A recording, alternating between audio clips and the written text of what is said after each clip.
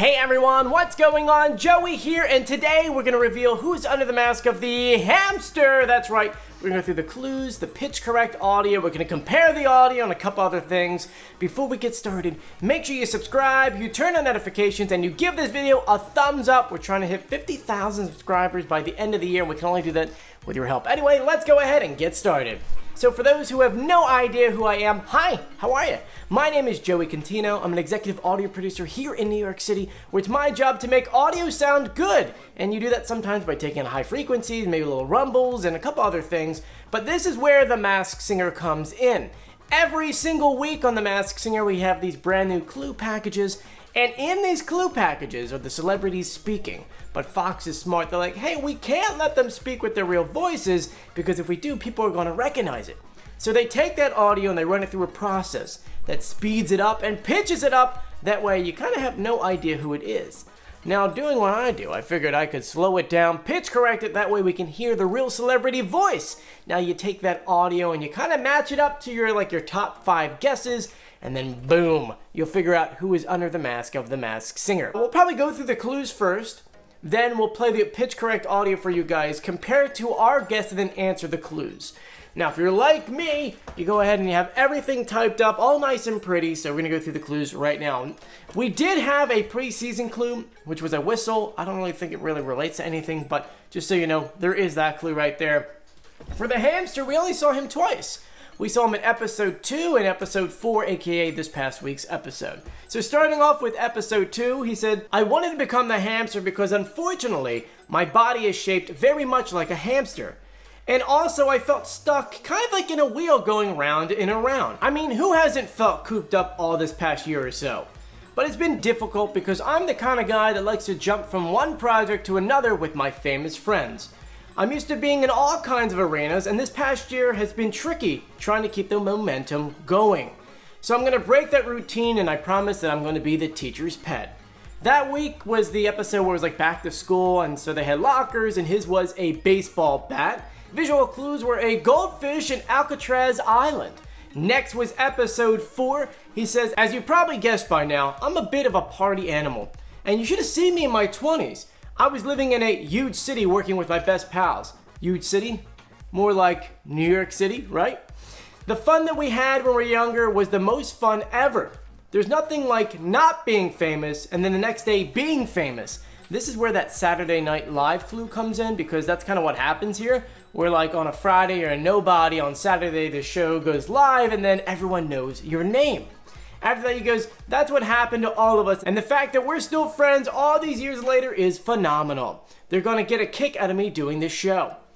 For this episode, it was all about bringing a gift to the party. He brought a hat that had water bottles in it, and you could drink the water out of it. I don't know what you call that. They normally call them beer caps, but it wasn't beer, it was water. Visual clues were a dog and a water bottle. Now it's time to go ahead and break down the audio.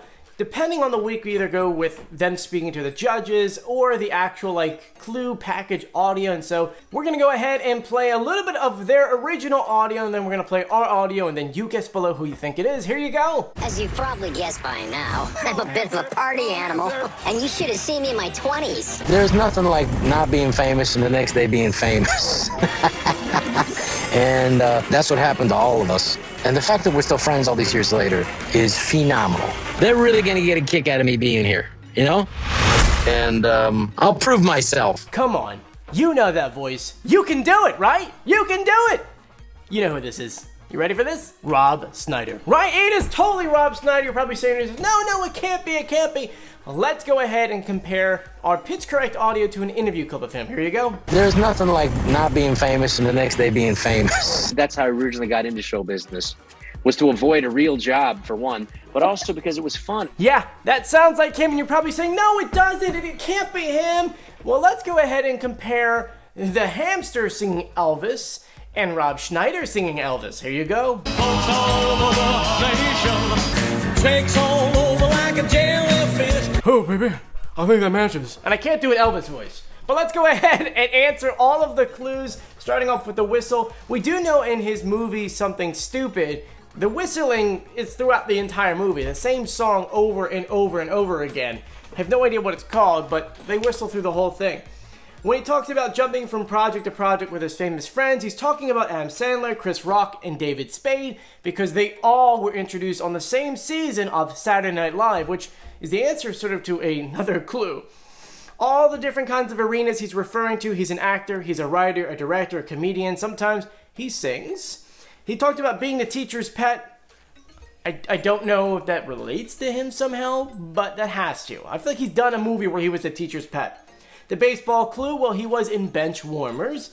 Goldfish in Deuce Bigalow, Male Gigolo. Rob deals a lot with fish. I mean, there's even a famous scene where his co-star goes fishy, fishy, fishy, fishy. Fishy, fishy, fishy, fishy. Fishy, fishy, fishy. Hey, an Australian rainbow fish. And the last one from the episode is Alcatraz. Well, Rob is from San Francisco. Next is from episode 4. Talked about being a party animal. He was in a movie called The Animal, which was another clue later on when we mentioned the dog. It's where he got in an accident and they put dog parts in him and he starts acting like animals. Talking about his famous friends again. Once again, Adam Sandler, David Spade, Chris Rock, The Big City, New York City. The whole SNL thing, not famous on a Friday, famous on a Saturday. It totally happened in their instance. They were not, no one knew who they were Friday. Saturday night, everyone absolutely loved who they are. What they brought to the party, what he brought to the party, was that hat with the water bottles. Well, that's easy, guys.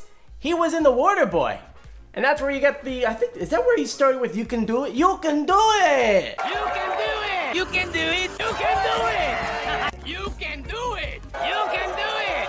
You can do it! You can do it! You can do it! You can do it! Here are just some extra clues for you guys. He's known for singing Elvis's jokes. He's been doing it all through the early thousands, late 90s. It's kind of been his shtick. He also did it on SNL as well. How the sad and blue. Crying over you. Dear love me. Oh,